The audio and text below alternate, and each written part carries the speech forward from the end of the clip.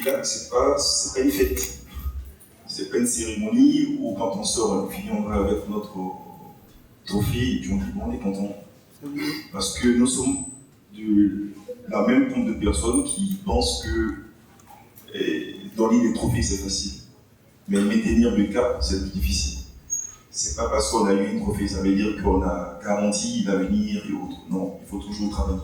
Et pour ça, notre objectif, c'est de faire en sorte que l'accompagnement soit permanent. Et quand on dit accompagnement, ça va chercher plusieurs aspects. Vous savez, il y a quelques temps, je discutais avec un leader politique en Côte d'Ivoire et nous débattions sur l'entrepreneuriat en Côte d'Ivoire. Et je lui ai dit, à mon avis, quand on va entreprendre, il y a 3-4 choses. La première, c'est qui?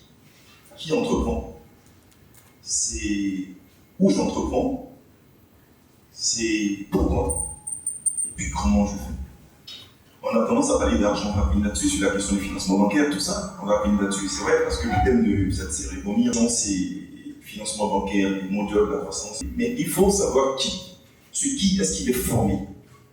Est-ce qu'il sait faire ce pourquoi il cherche un financement? C'est la première chose qu'il faut regarder. La deuxième chose, c'est où je fais mon projet. Faire mon projet à Abidjan, c'est pas la même chose que faire mon projet à Boaké ou à San Pedro et autres. C'est pas les mêmes réalités. Et la troisième chose, c'est pourquoi je fais le projet. Parce que quand vous faites un projet que vous n'avez pas, et pourquoi derrière, il est difficile de vous mettre en place un modèle économique qui va nous permettre de descendre sur le comment je fais, comment je génère du cash dans le business que je mets en œuvre. Donc ces 4 aspects que j'ai cités, c'est ça qui va faire l'objet d'accompagnement et de formation des différents acteurs. Qui? La compétence, il faut renforcer les compétences de manière permanente parce que vous savez que, quel que soit le secteur d'activité, la technologie avance, les réalités changent et il faut toujours s'adapter pour faire en sorte qu'on ne soit pas dépassé par les événements. Quand on dit compétitivité, c'est un rapport avec quelqu'un, c'est un rapport qu'on fait. Parce qu'on a beau produire en Côte d'Ivoire, si on n'est pas compétitif, on va importer. Je suis désolé, on va importer.